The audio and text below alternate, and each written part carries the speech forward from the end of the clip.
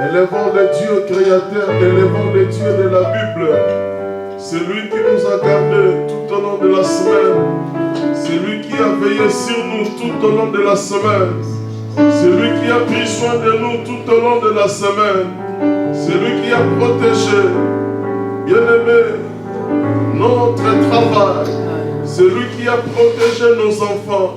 C'est lui qui a protégé nos vies. Bien-aimé, qu'est-ce qu'on peut donner à ce Dieu-là pour sa grande miséricorde manifestée envers nous tout au long de la semaine qui s'achève aujourd'hui? Commence à élever Jésus pour ses bienfaits.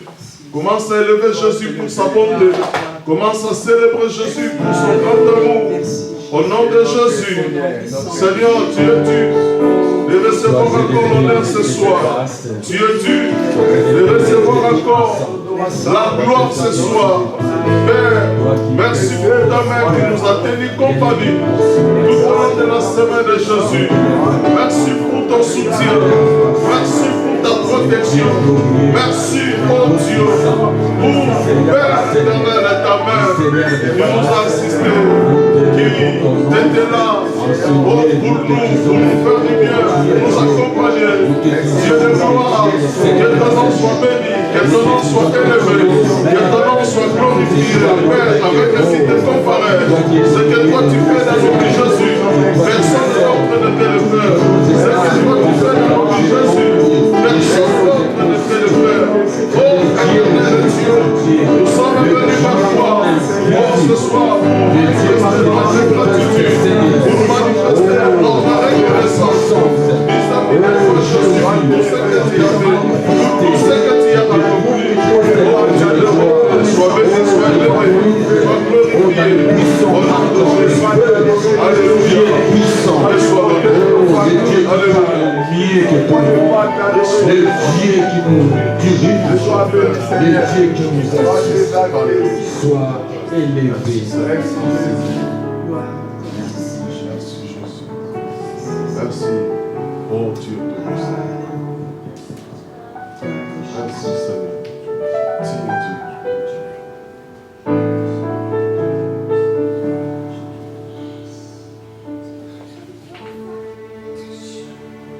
Il n'y a que toi, Seigneur, il n'y a que toi. Il n'y a que toi, Seigneur, il n'y a que toi. Il n'y a que toi, Seigneur.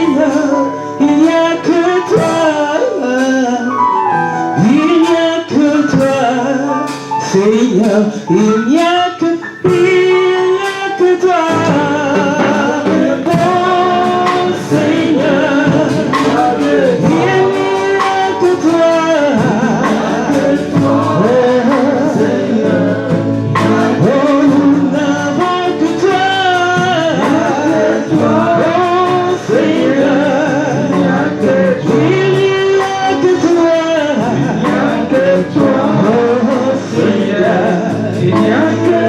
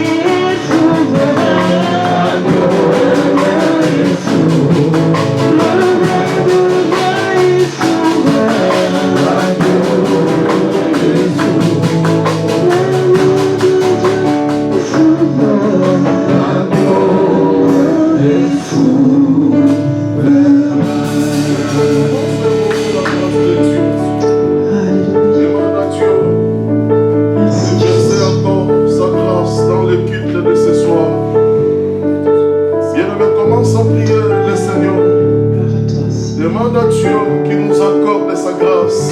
On a besoin de sa grâce dans le culte de ce soir. On a besoin de la grâce de Dieu. Demande à Dieu que sa grâce nous environne, que sa grâce nous soit accordée, que sa grâce nous soit donnée dans le culte de ce soir. Bien-aimé, on a besoin de la grâce de Dieu. Oh, la grâce de Dieu donne la vie au monde.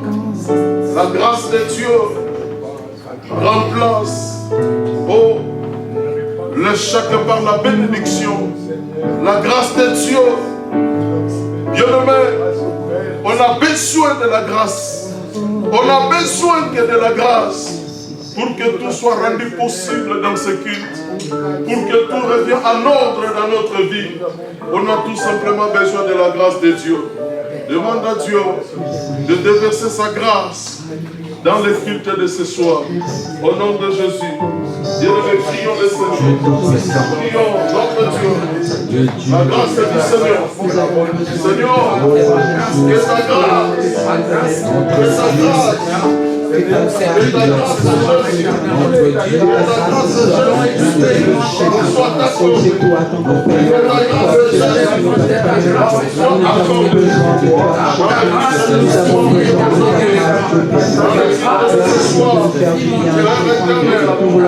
accorde-nous ta grâce, Père Tout-Puissant.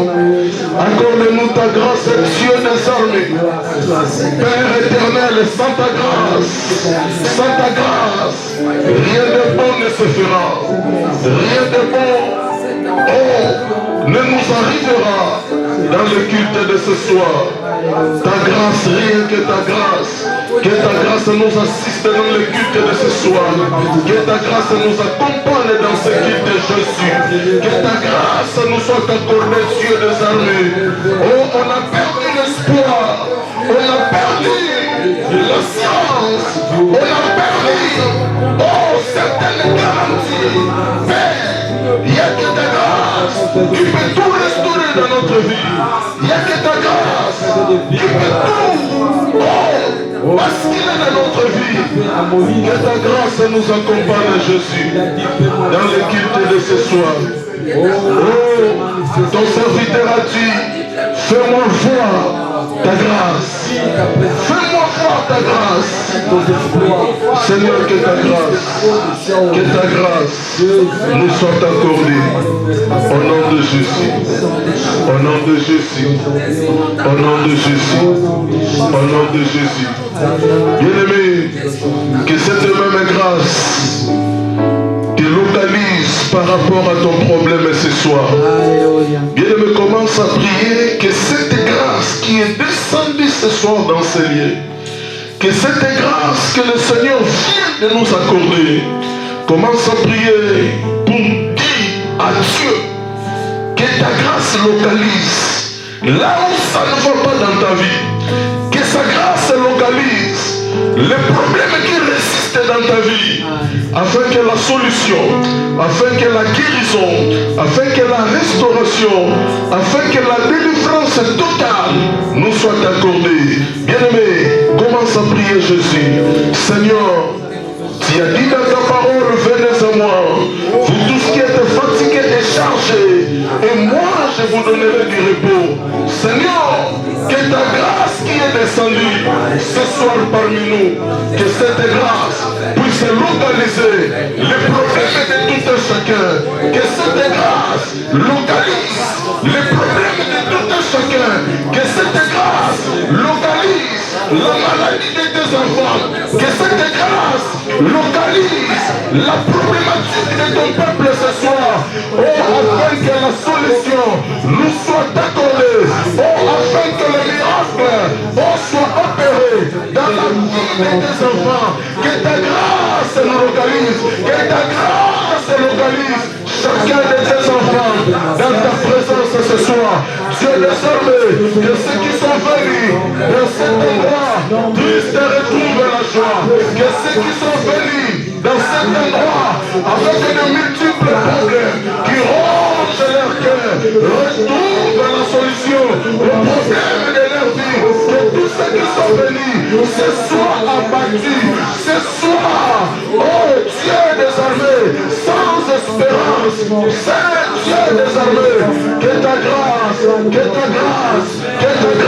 Localise tous ces problèmes afin que la solution, Jésus, nous soit accordée ce soir. Nous soit accordée, Dieu des armées. Au nom de Jésus. Au nom de Jésus. Alléluia. Alléluia. Merci Seigneur. Merci notre Dieu. Seigneur, nous te bénissons. Nous te rendons grâce. Merci pour ce moment. Merci pour ce temps que tu nous accordes dans ta présence. Père, merci de nous avoir écoutés. Nous recommandons le temps de la louange entre tes saintes mains. Saint-Esprit de Dieu, descend pendant ce moment de louange afin de guérir ton peuple. Descends l'Esprit de Dieu pendant ce moment de louange afin de visiter encore tes enfants. L'honneur, la gloire te soit rendue au nom de Jésus, que nous disons tous Amen. Amen. On acclame très fort pour le Seigneur, on acclame très fort. On acclame pour le Seigneur, on acclame pour Jésus, on acclame pour Jésus, on acclame. Alléluia. Bien-aimé, que Dieu soit loué. Je vous demanderai de vous lever parce que nous voulons danser. Nous voulons louer celui qui détient tout pouvoir, celui qui nous a donné la force qui nous anime à cet instant. Dansons, louons-le parce qu'il mérite la gloire. Amen. Nous allons louer notre Dieu. Gloire au Seigneur. Il est le même, il est le même, et aujourd'hui, il est le même, il est le même. Il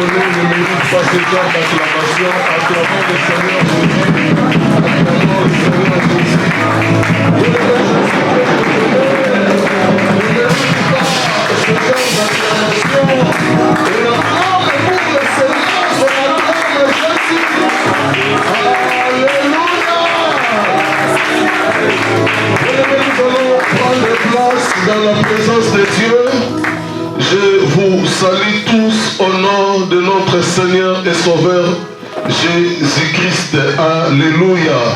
Bien-aimés, vous avez fait un bon choix encore ce soir d'être dans la maison de Dieu, d'être dans la présence de celui qui restaure, de celui qui donne la vie.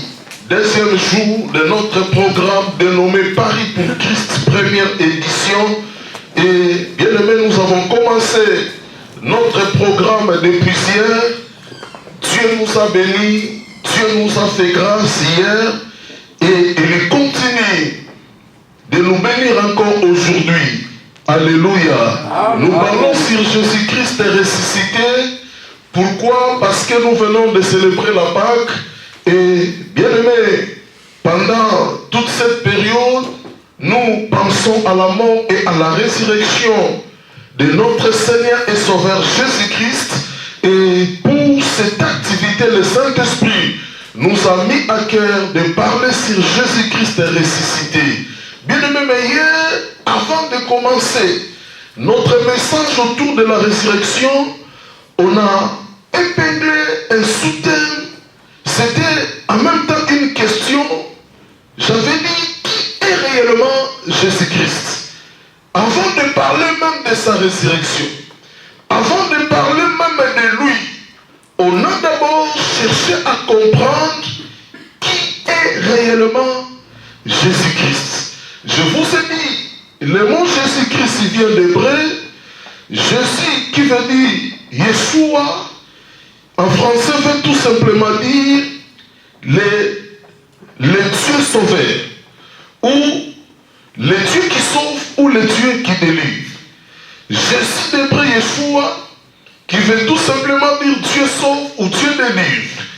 Et le mot Christ, du grec Machia, qui veut tout simplement dire le Messie ou celui qui est ouais. Amen. Donc Jésus, par la définition déjà de son nom, il est Dieu. Yeshua, qui veut dire Dieu sauve ou Dieu délivre. Donc Jésus est le Dieu créateur.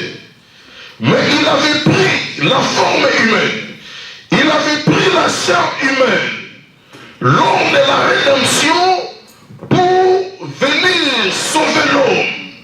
Amen. Pour venir délivrer l'homme. Alléluia.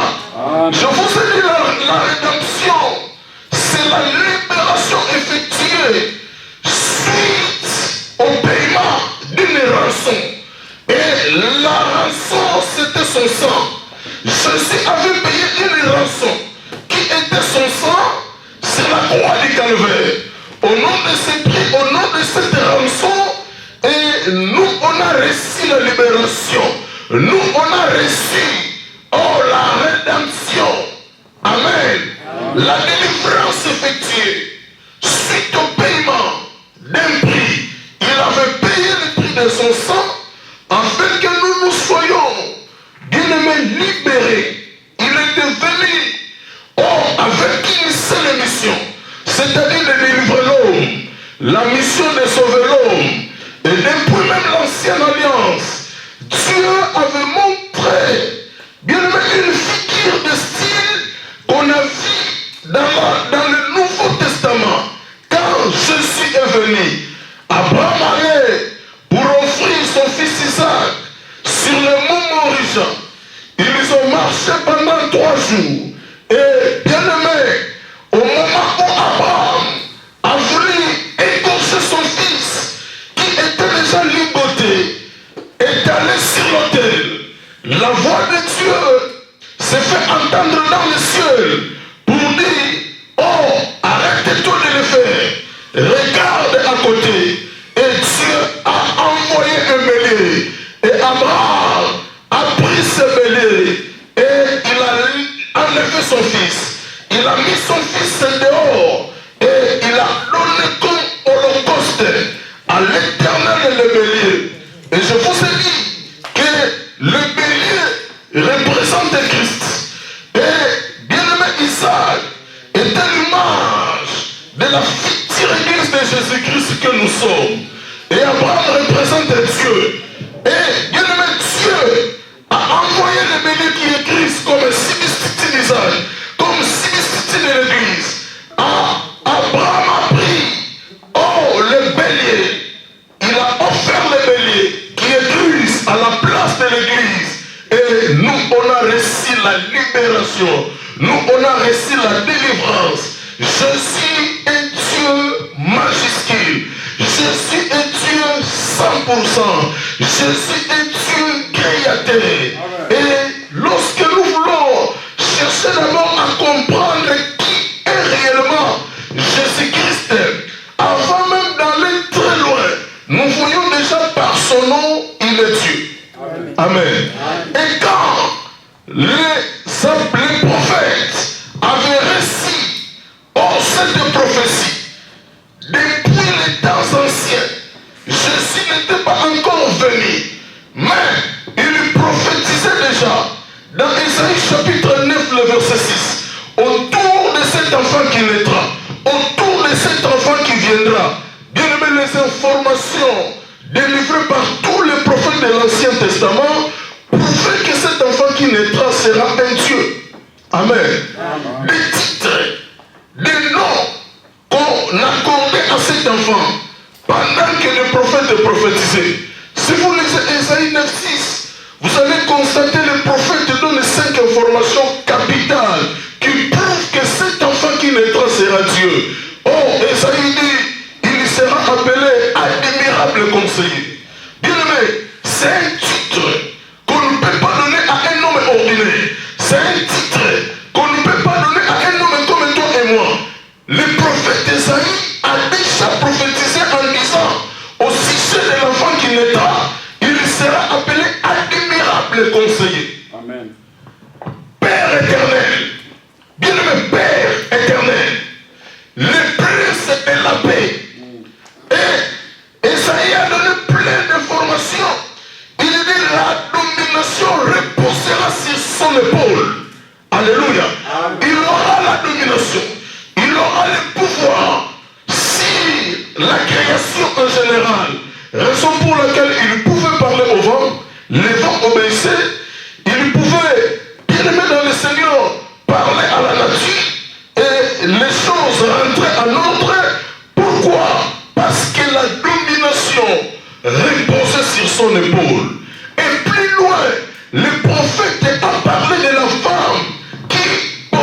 cet enfant dans son ventre. Et le prophète avait déjà dit, bien avant, plusieurs siècles, avant la naissance de Jésus, il dit, il sortira d'une femme vierge. Alléluia.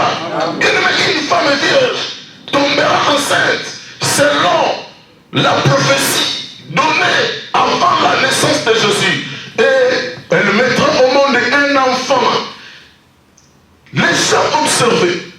Et lorsque Jésus était né, on a constaté que cet enfant, de la naissance à la mort, il a manifesté tous les attributs de Dieu. Amen. Bien aimé, il y a des attributs. Attributs, c'est-à-dire caractère propre à quelqu'un ou caractère particulier. C'est ce que la Bible appelle par l'attribut. Et quand Jésus est venu, on a constaté que cet enfant manifestait, développait tous les jours de sa vie les attributs de Dieu. Amen. Bien aimé, la Bible nous enseigne plusieurs attributs. Il y a les attributs moraux et les attributs non moraux. Les attributs moraux, c'est les attributs qu'on peut aussi retrouver à quelqu'un, on peut aussi retrouver à un humain, comme la fidélité, c'est un attribut moral. C'est-à-dire qu'on peut retrouver cet attribut chez quelqu'un. Mais parmi tous les attributs, l'amour, parmi tous ces attributs que la Bible nous enseigne, il y a 5 attributs non moraux, les attributs que Dieu ne partage pas avec un homme. Là, ce sont 5 caractères propres à un Dieu. Il n'y en a que 5. Je vous ai dit l'omniscience, l'omnipotent, ignoble. Les autres, c'était quoi? L'omniscience éternel. Et quoi encore? Et quoi encore? Il ne change pas. Oui, l'ignoble. Amen. C'est les 5 attributs qu'on ne retrouve pas à quelqu'un. C'est les 5 attributs. Omniprésent, omnipotent, omniscient, éternel et ignoble. C'est les 5 attributs non moraux que Dieu ne partage pas avec un homme. C'est les attributs propres à Dieu. Et on a constaté que l'enfant qui était né, il développait tous les attributs de Dieu. Alléluia. Amen. Alléluia. Amen. Et bien, mais ce n'était pas pour rien. Lors de sa naissance, des mages de l'Orient, des mages avaient quitté Babylone à Syrie. Et ils avaient quitté ce contrée-là, Jordanie, pour venir adorer un enfant qui était né. Parce que bien aimé dans le Seigneur, les mages avaient compris lorsqu'ils avaient vu l'étoile qui brillait. Amen. C'était une étoile qui n'était pas ordinaire, mais c'était une étoile différente des autres étoiles. Les mages avaient compris, parce que les mages avaient fait les études sur les étoiles. Ils savaient comprendre que cette étoile arrive à ce niveau. Mais l'étoile qui brillait lors de la naissance de Jésus, les mages avaient compris, non, cet enfant est Dieu. Il faut qu'on aille jusque-là pour l'adorer. Bien aimé, donc Jésus-Christ, avant même de parler de la résurrection, Jésus-Christ est réellement Dieu. Amen.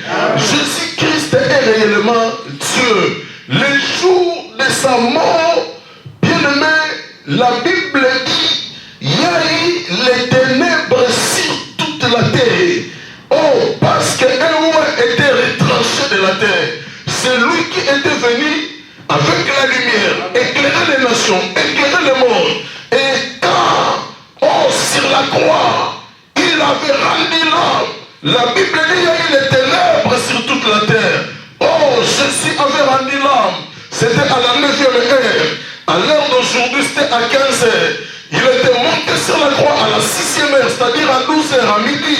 Et il a passé 3 heures du temps là, sur la croix, à 9 heures, à la 9e heure, à 15 heures. Il avait rendu son âme. Bien aimé, à 15 heures, il fait encore jour. Mais ce jour-là, bien aimé, surtout c'était à 15 heures de quel mois? C'était à 15 heures du mois de Nissan. Le mois de Nissan, le premier mois dans le calendrier hébreu aujourd'hui, c'est-à-dire c'était au mois d'avril. Bien aimé, c'est-à-dire il y a eu encore le soleil à 15 heures, mais il y a eu les ténèbres sur toute la terre. Bien aimé dans le Seigneur, pendant un temps, pour dire quoi? Que cet enfant, cet homme, n'était pas un homme ordinaire, était, oh, bien-aimé dans le Seigneur, un Dieu. Alléluia. Amen. Alléluia. Amen. Alléluia. Bien-aimé, mais lorsqu'on a commencé à parler sur la résurrection de Jésus, la résurrection de Jésus, dans Matthieu chapitre 8, dans Matthieu chapitre 28, le verset 1er jusqu'au verset 10. Bien-aimé, qu'est-ce qui s'est passé lors de la résurrection de Jésus? Jésus était ressuscité le premier jour de la semaine, c'est-à-dire un dimanche, vers le matin. Un ange était descendu, il a roulé la pierre dans la matinée là de dimanche, premier jour de la semaine. Et le Saint-Esprit, l'ange descendu, il déplace la grosse pierre qui était à l'entrée, qui était à l'ouverture. Quand l'ange a fait ce travail, et le Saint-Esprit a ressuscité Jésus-Christ d'entre les morts, parce que les 3 jours passés, dans le sein de la terre tremblait, la terre avait du mal, la terre avait des difficultés pour supporter le Seigneur. La terre, oh, bien-aimé, était faite pour supporter les humains, pour recevoir les cadavres des humains. On peut enterrer 4 millions de gens sur la terre va résister. Vous savez pourquoi? Parce que, bien-aimé, Dieu a donné une puissance, Dieu a donné une force à la terre. Raison pour laquelle je vous ai enseigné déjà sur les 4 forces naturelles qui dirigent le monde. Dans les 4 forces naturelles qui dirigent le monde dans la Bible, la première force, c'est la terre. Amen. La première force naturelle qui dirige l'univers, qui dirige le monde, la toute première force naturelle, c'est la terre. Amen. C'est d'abord la terre. Dieu a donné une force à la terre. Dieu a donné une puissance à la terre. Raison pour laquelle l'homme peut faire sa vie, même s'il est millionnaire, il finira dans la terre. Parce que c'est là où la vie a commencé. C'est là où Dieu avait pris, oh, bien-aimé, la terre pour fabriquer l'homme. Donc la terre détient un pouvoir, la terre détient une force, la terre détient une puissance. La deuxième force naturelle qui dirige le monde, c'est l'eau. Amen. Et la troisième, c'est le feu. Et la quatrième force, c'est le vent. Et bien aimé, la terre était incapable, malgré sa force, à contenir Jésus. Donc pendant ces 3 jours-là, passés dans le sein de la terre, vous ne pouvez pas comprendre comment la terre a souffert. Alléluia. Et la résurrection de Jésus était un grand soulagement à la terre. Amen. La résurrection de Jésus était un grand soulagement pour les esprits qui règnent dans la terre, pour les esprits qui dirigent dans la terre, parce que celui qui les menaçait, celui qui les dérangeait, était maintenant ressuscité. Oh, ces jours-là, bien aimé, la terre se réjouissait, mais pendant que les adversaires, oh, faisaient le deuil. Amen. Faisaient le deuil, pourquoi? Parce qu'ils savaient du fait que cet homme, oh, vient d'être ressuscité, nous aurons de sérieux problèmes. Amen. On a payé de l'argent au gars pour qu'ils disent que ses disciples étaient venus pendant la nuit. On a bagarré et ils ont volé le corps de leur maître. Donc on a disposé même des billets de banque pour que l'info soit conservée, afin que le monde ne sache pas, afin que les gens ne sachent pas que Jésus-Christ est ressuscité. Oh, qu'ils sachent que ses disciples étaient venus pour voler son corps. Amen. Bien aimé, mais sur la résurrection de Jésus, j'avais commencé un sous-point pour dire pourquoi la résurrection de Jésus-Christ est-elle si importante. Pourquoi nous on fait allusion à la résurrection de Jésus? Pourquoi la résurrection de Jésus est si importante pour nous aujourd'hui? Pourquoi la résurrection de Jésus nous intéresse beaucoup? Pourquoi la résurrection de Jésus, bien aimé, on est là pour marteler sur ça. Pourquoi la résurrection de Jésus? Bien aimé, on ne finit pas de traiter ce sujet. Pourquoi la résurrection de Jésus nous préoccupe autant? Pourquoi la résurrection de Jésus, bien aimé, occupe une place vraiment considérable dans la vie de l'Église, dans le christianisme? Pourquoi cette résurrection? Bien aimé, je vais présenter aujourd'hui ces raisons qui nous poussent à s'intéresser beaucoup plus à la résurrection de Jésus. Hier, j'avais parlé ici les deux premiers bénéfices, les deux premières raisons qui nous préoccupent, qui nous poussent vraiment à donner assez d'importance à la résurrection de Jésus. J'avais dit, la première des choses, la résurrection de Jésus témoigne de l'immense puissance de Dieu. Donc, rien que la résurrection de Jésus témoigne l'immense puissance de Dieu. La résurrection de Jésus démontre sa puissance. La résurrection de Jésus démontre la puissance de Dieu. La résurrection de Jésus démontre, bien aimé, l'autorité de Dieu. La résurrection de Jésus démontre, la force de Dieu. Parce que si Jésus n'était pas ressuscité, bien aimé, personne ne viendra dans cet endroit pour écouter, bien aimé, les gens en train de parler de cet homme.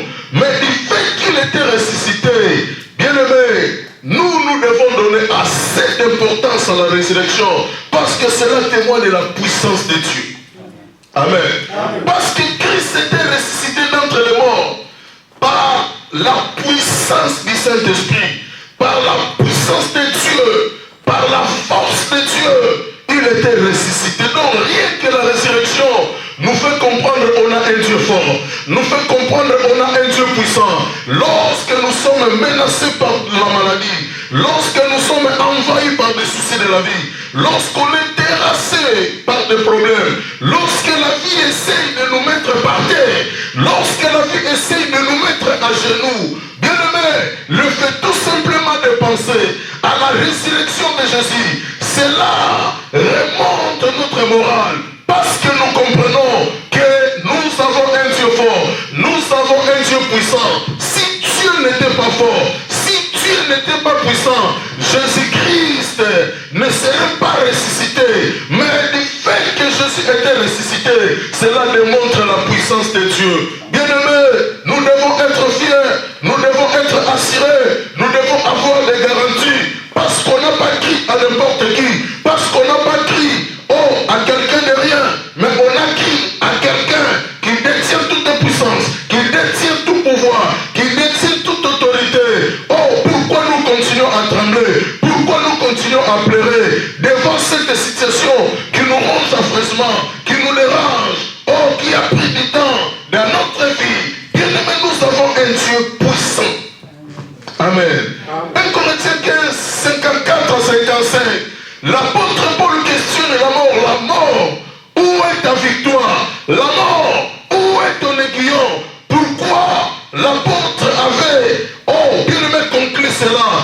Parce qu'il voyait la croix. Il voit que sur la croix, Jésus avait dominé la mort. Jésus avait piétiné sur la mort. Jésus avait triomphé sur la mort. Et Jésus avait remporté la victoire sur la mort. Et l'apôtre Paul a compris que la mort n'a pas de force. La mort n'a pas de pouvoir. Il dit, mort, où est ta victoire? Mort, où est ton aiguillon?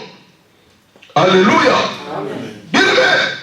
Deuxième chose, lorsque nous parlons sur pourquoi la résurrection de Jésus-Christ est-elle si importante pour nous, la deuxième des choses, la résurrection de Jésus nous rappelle sa souveraineté absolue, comme j'avais dit, sur la vie et sur la mort. Amen. La résurrection de Jésus-Christ nous rappelle, parce que nous connaissons déjà, la résurrection de Jésus nous rappelle sa souveraineté, la souveraineté de Christ, la souveraineté de Jésus. Cette souveraineté est absolue. Amen. Ce n'est pas une souveraineté qu'on peut contester.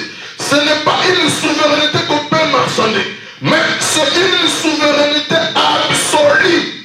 C'est-à-dire une souveraineté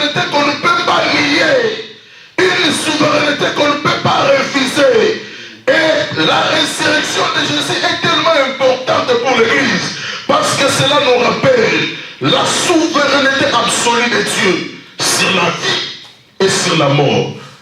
Et quand nous lisons les évangiles synoptiques, c'est-à-dire Matthieu, Luc et Marc, c'est les évangiles synoptiques, les évangiles qui se ressemblent.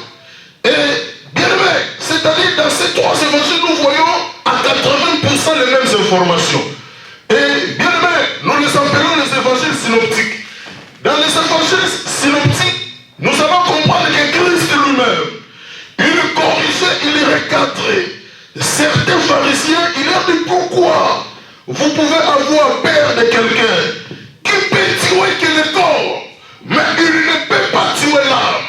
Pourquoi vous avez peur de celui-là, oh, de cette personne? S'il y a quelqu'un à craindre, s'il y a quelqu'un, oh, que nous devons vraiment s'incliner, craindre, c'est la personne qui peut tuer et l'âme et le corps, c'est-à-dire Dieu. Pourquoi? Bien aimé, Christ a dit cela dans les évangiles synoptiques. C'était pour montrer sa souveraineté absolue sur la vie et sur la mort. C'est-à-dire, il domine sur la vie et il domine également sur la mort. Alléluia. Il domine sur la vie et il domine sur la mort. Raison pour laquelle même devant la tombe de Lazare, il ne pouvait que donner les ordres. Lazare sort. Et Lazare était sorti. Raison pour laquelle devant la petite fille de 12 ans, la petite fille de Jaïris, oh, dans la synagogue de Capernaum, quand Jésus est arrivé, oh, il dit Talita Koum, c'est-à-dire jeune fille, lève-toi.